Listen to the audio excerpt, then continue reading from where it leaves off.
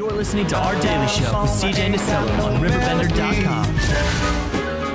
I'm gonna sing it to my friends when I go round in circles, when they fly high like a bird up in the sky, when they go round in circles. Oh, you're perfect. 9:24. Cory Jobe is in the studio. How are we doing this morning, Cory? We're doing great. It's the sun shining. We need no more rain. Oh my I think goodness. we got enough rain in 2 days for the next couple months. I think we're good until spring. I think we're good for a little while. My yard is flooded, that's for sure. Man, you ain't a kid. It's the only time I ever thought I'd never had a water feature before, but Lakefront property we have, right? Mr. Jobe, it's been a great run of things for Great Rivers and Routes, and it's been exciting to be in the region and seeing all of this happening. And this Byway Discovery Center that's coming down the pipeline, and it seems like 2026 is what I just read.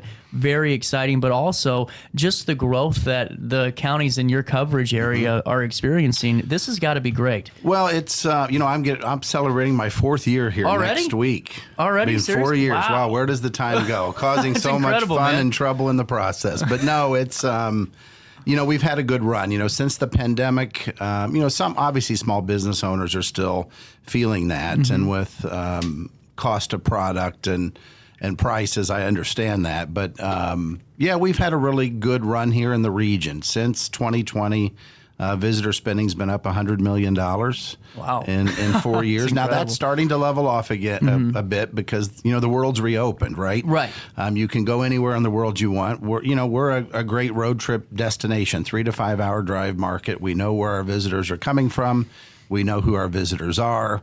So we're hyper-focused on them. And so, that 3 to 5 hour drive road trip destinations where we're solid. And, in those, and then in the last 2 years, outdoor recreation spending is up over 20%. So we know a lot of people are coming here to enjoy our outdoor product, our natural resources, our state parks, the rivers, our bike trail system here in Madison County. And so, we got to continue to develop that and grow that product as we continue to meet that demand. Well, and I think that your region is so unique and just and how it kind of lays out, because those are some things that I'm kind of privy to, just kind of seeing, you have rural, municipal, you have small towns and suburban, you have every walk of life to really capture and showcase what makes them great for their region too as part of that. And I think Great Rivers and Routes really does a good job with their projects. I'm not saying patronizing because you're bigger than me, Cory, but no. From Granite City to all the way down the map, to the things you've done in Edwardsville and onward, it really does match what that community really does feel and look like. Well, it's interesting. We really have 4 national scenic byways that cross our area, and there's 7 in the state. But the 2 most iconic on a global scale are Route 66 and the Great River Road. And, I tell people you might as well make hay while you've got it. And Route 66 is going to turn 100 years old in 2026. And so I've been fortunate. The governor has appointed me chair of the Route 66 Centennial Commission statewide. But we started an initiative 4 years ago where we went to the legislature and said, hey, we have the centennial coming up. We need to be prepared. Look what Oklahoma's doing. Look what other states out west are doing. So we wrote legislation to put $4 million in the state budget to help local communities along Route 66 from Chicago to the Chain of Rocks Bridge, which is in our area. And that was successful. And then it's just appeared in the governor's budget every year since. So the last 4 years, we've had over $16 million in grant funds that come directly to destination marketing organizations like Great Rivers and Routes from Chicago to us to help build product, roadside attractions. And we're seeing that momentum. International travel to Illinois is up 17% over the previous year, and we're seeing increases in that as well. Well, and just to follow up on that point, which is a great one, there's 2 points that actually, number one is it's great to, know that, in the world of, Southern Illinois maybe doesn't get some of the love, to know that, it's, this is included in the governor's budget or has been, each year. That's a good note. And really good to know. The other thing that I find fascinating fascinating is I talked to Rich Henry before he passed away, and just a great man. Wonderful man. And, you know, I'm always big about numbers, but you truly get a sense when you talk to the folks that are on the ground and living it. And some of the things that he was saying, because we've had him on a couple of times, was just about all the new faces from out of the country that were coming in, and how incredible it was, and how big this was going to get because of the occasion. And it's just great to hear that too. Well, and business owners like Rich and others have seen, unfortunately, his passing, and I know the family's going to try to keep it open. It is a unique site. It really is. And when you think about global travel, it's maybe not as a big domestic road trip, but I think the Centennial will help that. For but sure. Internationally, Route 66 is the ultimate bucket list road trip. And when we're talking to international tour operators and media, you know, most travelers, when they go on holiday to the U.S. from an international market, they're on the road 3 to 4 weeks at a time. And so that's the epic road trip of a lifetime for an international travel. But yes, I mean, the state of Illinois does pump a lot of money in tourism. And, you know, and I get a kick out when somebody says, we're not a tourism destination here in Alton or here in Madison County.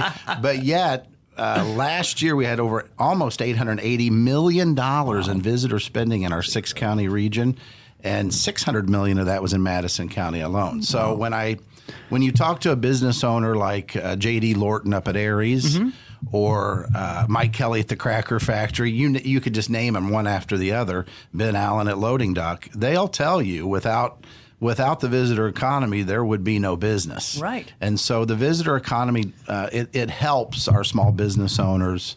And so, yes, we have a great, unique position that we're in right now. And Route 66 with the Centennial brings new attention to the Great River Road, too, because we're the only place in America where Route 66 and the Great River Road meet. Well, exactly. So, Well, and too, what I think is really wonderful is just the fact that everyone that's in that region is on the same page too. You know, I mean, really does get on the same page and really rallies around this goal.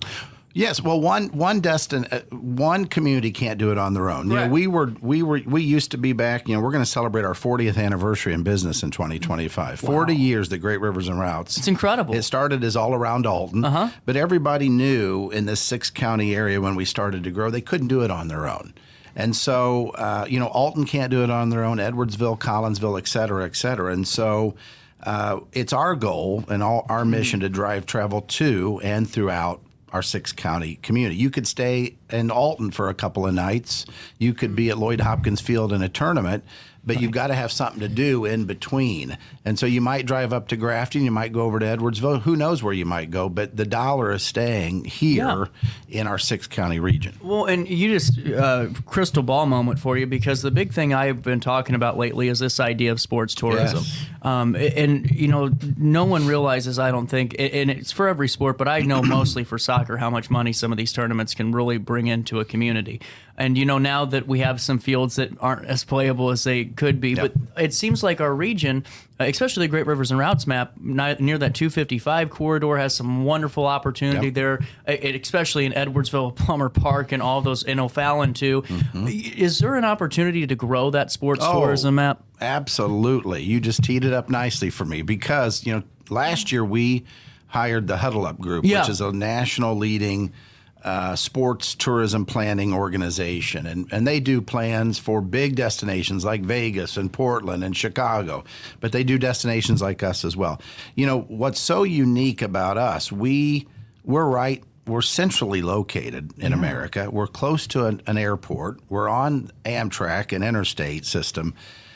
We have great product, leisure product for families and players to go do while they're on a break from a tournament. And we have good outdoor facilities. You know, we've got, you know, with the Plummer Park 2 expansion, that's going to be incredible. What we don't have is an indoor facility. That's true. And we've been talking about this. And there's some communities that we're meeting with, but the growing industry in hospitality and travel has been sports, youth and amateur sports. I'm not talking professional sport. No, not at all. That's what I mean. It's just these clubs like Gallagher and all that. Yes, and so, you know, that was over a $50 billion industry last year. $50 billion in America. Yeah. Youth and amateur. So it's a major opportunity. A lot of communities are looking at it. I think we have a great opportunity for one facility in Madison County. Yeah, I agree. But we don't know where that would be yet. We're talking to some communities. We're talking to Madison County government. We've talked to Alton. We've talked to Godfrey. We've talked to Granite City and others. Edwardsville, I think, is really focused on outdoor, which is critically important. It's interesting. We just received a $500,000 incentive grants from the governor's office, DCO, and the Illinois Office of Tourism to attract new sporting events. So we're going to have a series of rolling announcements over the next several months that without this incentive fund, these events wouldn't be calling Great Rivers and Routes region home. And we'll be announcing those as the winter months roll along. And these will be for 25, 26, and 27. That's incredible. Well, so just a little investment can really go a long way. And you may not see it as an elected official or as a John Q. Public. Right. But when a tournament, for instance, NCBA 1 and 2, that have called Lloyd Hopkins Field home for the last 2 years and now again next year, they fill all of our hotel rooms. They go out and eat. They buy gas. They shop. They play while they're in the area. And that has a major ripple effect on our local economy. You may not see that as an average Joe, but when those youth tournaments come to the region, and it's only on weekends, right? So we need a facility that our residents can enjoy Monday through Friday and that we can book nonstop Friday, Saturday, Sunday. And that's the key for an indoor facility. And we've got studies. I think people are open to it.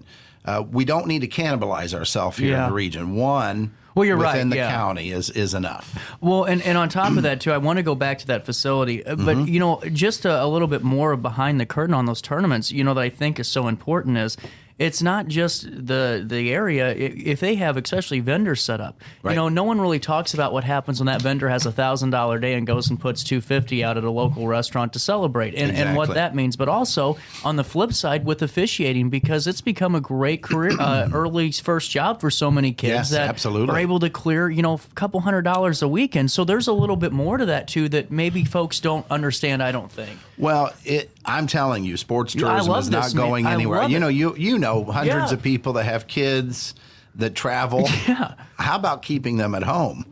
I think they'd all say yes. To us that's been the problem. And spend their money here.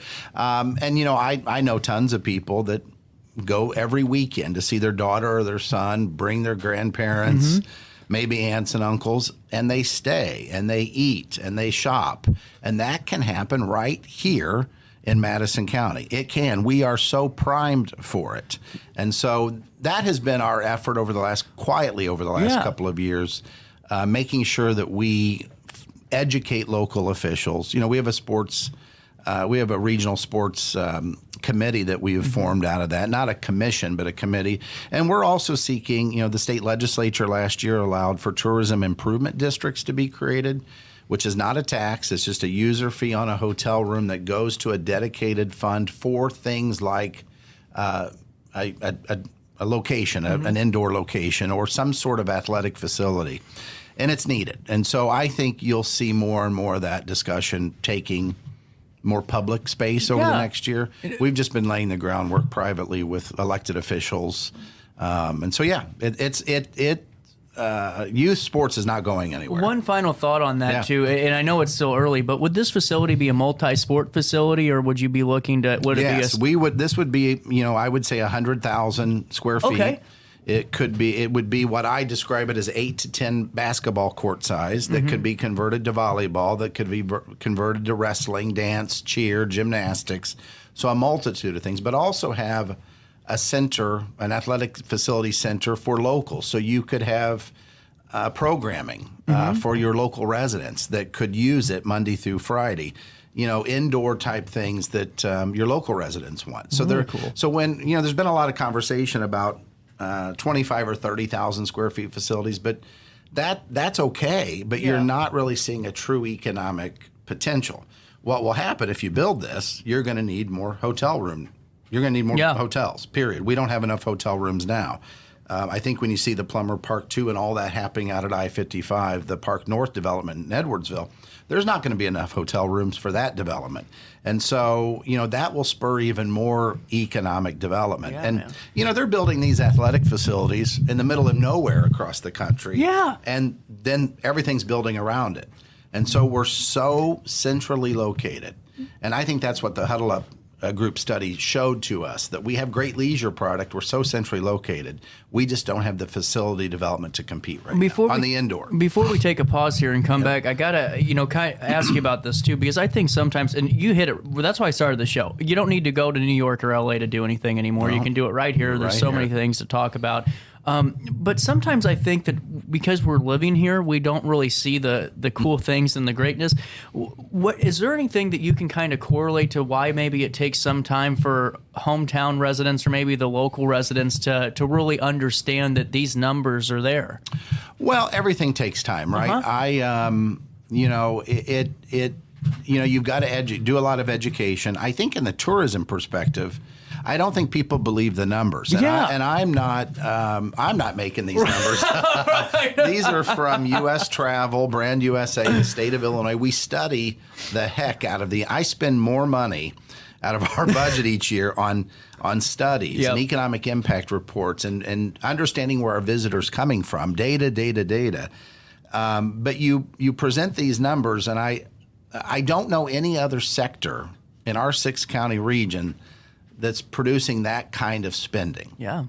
It's big. I mean, this is a tourism economy. It really is. And so, I think it's a lot of education. It's a lot of holding hands. And it does take time. I've learned, I grew up in Southern Illinois. I spent a lot of my life in Springfield, Illinois in the government. Right. And then I was in Chicago for 5 years, and now back downstate. But I've learned that it just takes time. And I've had to learn that a lot, sometimes the hard way. Right. But it takes time to educate people. And look, it's not building a major sports facility is not cheap. No, it's probably to build 100,000 square feet, you need 10 acres. I'm just boiling the numbers down. Right. You need 10 acres. It's probably $40 to $50 million investment when it's all said and done. But that $40 to $50 million investment does help with your local residents, but you can pay that investment off over time because indoor sports turns a quicker profit for that facility than a outdoor easily. bat and I ball. can see that. Yeah. Now, the outdoor bat and ball generates a ton of economic spending at hotels and restaurants and shops and gas, but it probably doesn't pay for itself as fast. The indoor facility does. There's tons of studies out there on the market. Synergy Sports Facilities Company, those are the two leading sports development companies out there. This is really cool. Yeah. You got a moment to stick around? Oh, absolutely. Sorry about my sports and my sports tourism rants. I'm a big proponent of this. You're talking Cory. right up my alley, so I love it. We got a lot more to talk about with the president and CEO of Great Rivers and Routes, Cory Jobe. More of our daily show on this Wednesday morning continues right after this. Life's better when you're under the American Family Insurance roof because they know your house is home base for their dreams. Whether it's a kid like me aiming for the big leagues, ready, future rocket scientist, we have liftoff, or a budding prima ballerina. When you feel totally protected, your family's free to pursue their dreams. She's good. Let's go. American Family Insurance. When life throws unexpected challenges your way, you need a versatile legal ally to protect you. Sean Lentz, with over 12 years of experience, is here to help you in a variety of avenues. From personal injury to criminal defense and even semi-truck accidents, Sean Lentz has your back. Don't wait for the justice that you deserve. Call 618-465-8000 and see how Sean can help you today. No matter the season, Play It Again Sports in Edwardsville has the gear the athletes need to get in the game. Whether you're shopping for the newest sports equipment or saving money on quality used gear, Play It Again Sports carries what you need to maximize performance to get the most out of every swing, kick, stroke, or shot. We'll even buy your used goods, paying cash on the spot. We carry all the gear for all the sports all year long. We're your hometown sporting goods store. Play It Again Sports, conveniently located at 4 Club Center Court in Edwardsville. Ready for fantastic deals? Head to Village Dispensary, where every day is a celebration. Start your week with 25% off Dog Walker pre-rolls on Monday. Tuesday, enjoy 25% off Dibs gummies. On Wednesday, enjoy 30% off Nevada pins. On Thursday, it's 30% off CQ sodas, margaritas, and more. Friday, enjoy 3.5 grams of Megatron by NGW and Cronuts number 4 by Paul Bunyan for $25. Visit VillageDispo.com and shop now. Picture This and More has been a trusted name in the Alton community for more than 30 years, with the last 3 being right here on Broadway. We specialize in quality framing at affordable prices. We also feature works by local artists because we're proud of our community. If you have valued treasures to display and preserve, we're sure to have the perfect fit with our large selection of custom framing and display options. Whatever color, shape, or size, Picture This and More has the look you need. Stop by today and let us help you with your next project. Welcome back to our daily show. Here's CJ.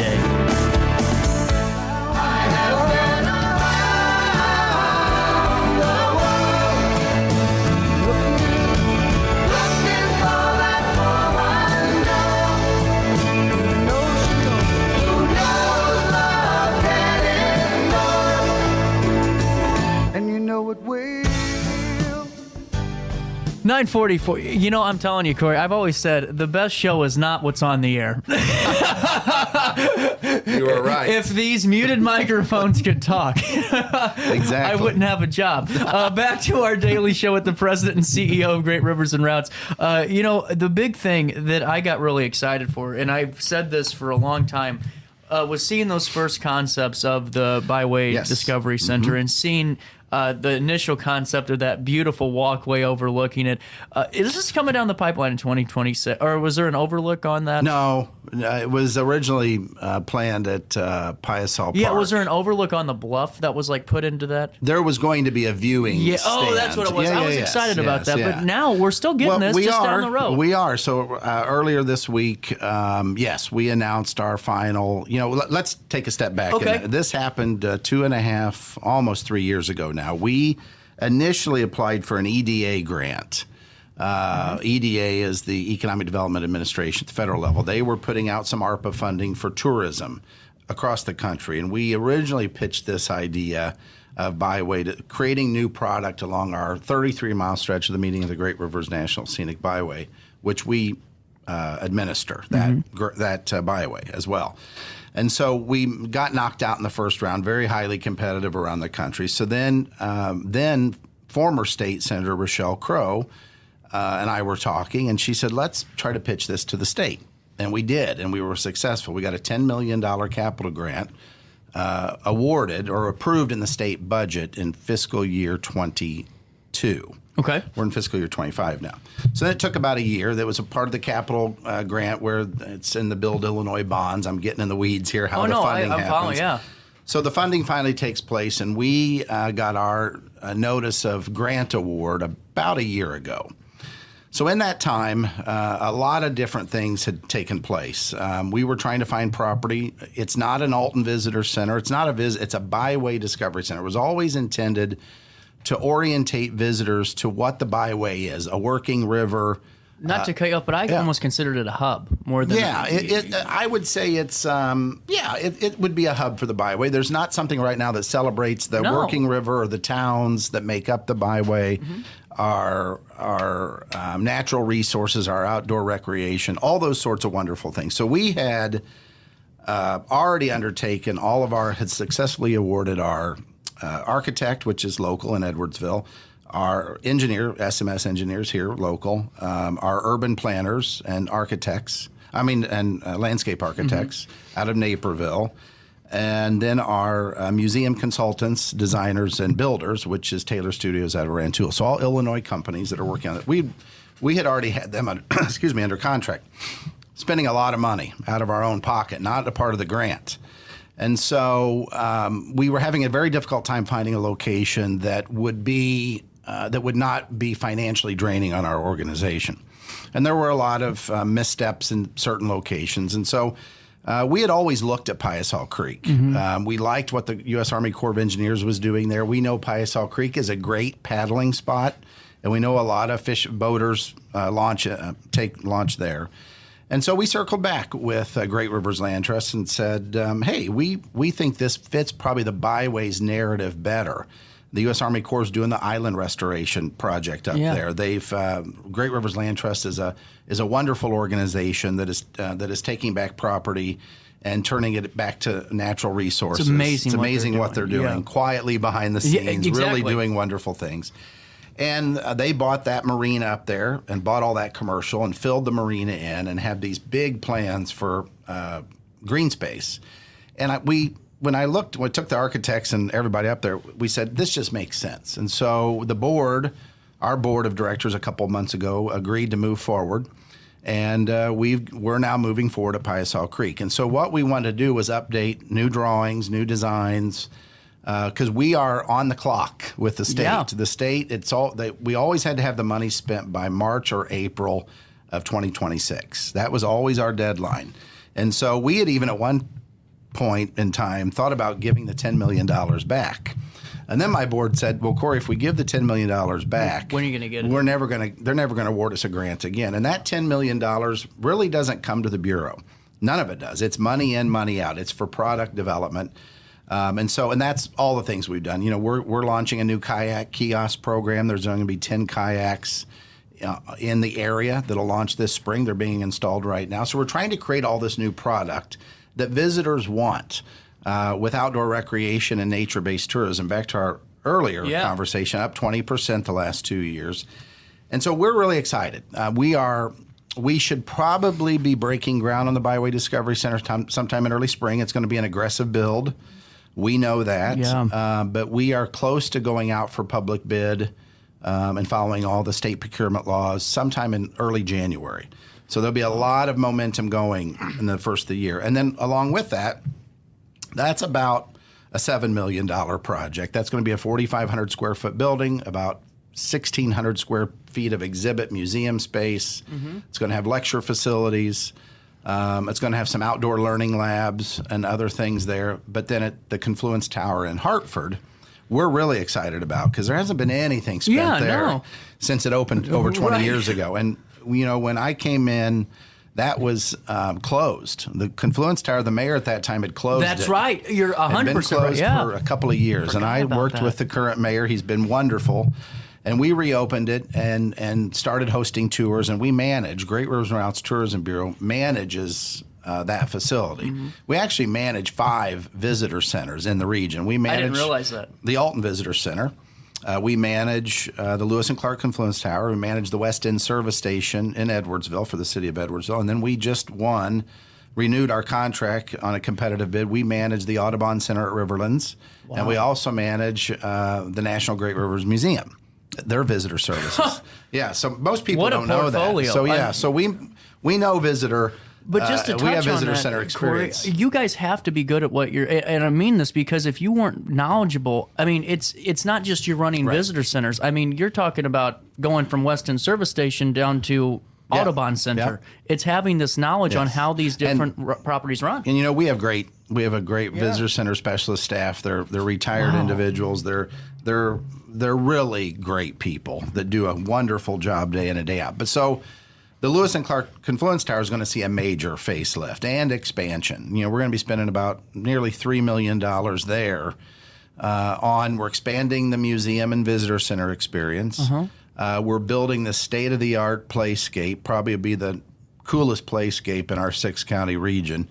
We're going to expand the park and some learning labs exterior and be able to tell a deeper story about the Lewis and Clark and the American Bottoms experience. And so both of those projects simultaneously will be happening at the same time. So it's our goal and the state's goal for us to find one general contractor, which we've talked to several in the region already. They know the public process is coming.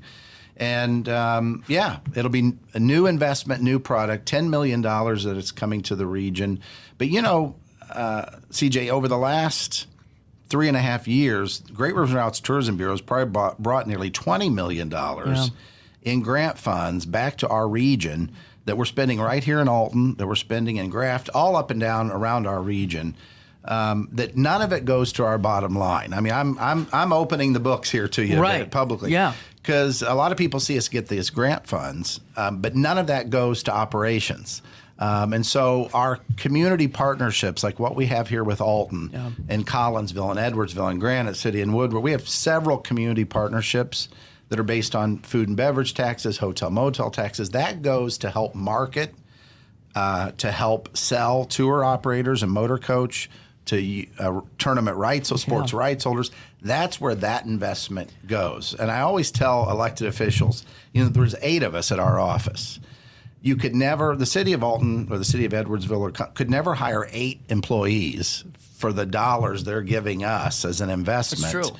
In really making tourism shine here in the 6th County I region. 100% agree. And I think a common misconception is because everyone with grants is they always just think you just sit right on that, well, how much is that guy taking home? Well, nothing, because, and the whole argument I always have for this, the grants, if it's not coming to us, are going to other folks. So the fact that we have this and have a champion for grants and have some, and it's going to split up between a couple of different towns, but one town can't have the world. It's not how a region's successful. Correct. And, it's we've got a great relationship with the Illinois Office of Tourism. We've got a great relationship with DCO, but we have relationships with the National Park Service, the National Trust for Historic Preservation. We have great relationships with the Federal Highway Administration and IDOT, because under the Biden administration, whether you like it or not, there is more money being pumped into infrastructure, roads, bridges, ports, than in our lifetime. And we had a hefty discussion on our board whether we should be going after these funds. And if we don't go after them, somebody else will. 100%. And we've been able to go out. The state of Illinois hadn't invested in national scenic byways in over 20 years. And now we're going to see that investment take place. You're going to see some things happening here along the Great River Road. We have a corridor management plan for our meeting of the Great Rivers that was established in 2007. We're in 2025 almost. We've already achieved all those things that were done in 2007. We need to update our corridor management plan so we can seek additional funds and projects. And a lot of things have changed in this area. And on top of that, too, Cory, I mean, people always talk about how beautiful this is. Well, it's beautiful, but timing's always a scary thing, too. Correct. Because, yes, time does wonders, but it also can do some bad things. And to manage this and to add these new additions to beautify the corridor, to enhance it, that's what you need. Well, and we have so many assets that need attention now on this byway, from the San Vidalabine Bike Trail to Pierre Marquette State Park. We need a full-time ferry operation in Grafton. We need better access points for our boaters and fishermen on the Mississippi. All these things are current infrastructure not problems, but need to be addressed. That's what we should be focusing on a region. When you look at I go back again, 20% increase in visitor spending for outdoor rec, nature-based tourism in the last 2 years. It shows you that people want to come here. Pierre Marquette State Park is gets more visitors. It's the largest state park, gets over 2 million visitors a year, but it needs some help. The lodge needs work. We need to upgrade the amenities there. I love, we have a great relationship with Nate Gettin and his team at the park, but they need help. And we can be their champion. But as a region, that's the sort of things we should be focused on, is how do we improve the infrastructure? How do we improve visitor amenities that not only drive economic return, but help us as a quality of life for us as residents, right? I agree. Yeah. And with that being said, we're coming up to the top of the hour. A couple of minutes left. What should we? Is there anything else that's coming down the pipeline we should be privy to? Well, I would just say to your listeners, I would just keep following our website at RiverBender.com, especially with the 2 projects that we've talked about here briefly, but also what we're doing in sports tourism, Route 66. You can find all that if you go to RiversandRoutes.com and then hit the Destination Development tab. We just launched a new 10-year tourism master plan for the region, which we're really excited about. When I started here, we'd never had a tourism master plan. I believe in planning and strategic plans. Well, you have to, Yes, it keeps us kind of following what we need to do. So we're committed here, and this is going to take some time to get accomplished. But go to our website. That's where you can find all the latest and greatest information of things we're doing. Well, this has been a great conversation. 40 minutes of one. I hope you guys got something out of it at home. Cory, you're always welcome back. I know you're busy, and thank you so much for your time today. Yeah, thank you for having me in. It's been great. No problem. 9:49 is the time, or 59. I do get paid for my job. 9:59. I'm blaming the election night coverage. Coming up to top of the hour news on the 6th day of November. Top of the hour news smacks you in the nose, and then Lacey McDonald and Hayner take us back 100 years ago in the city of Alton.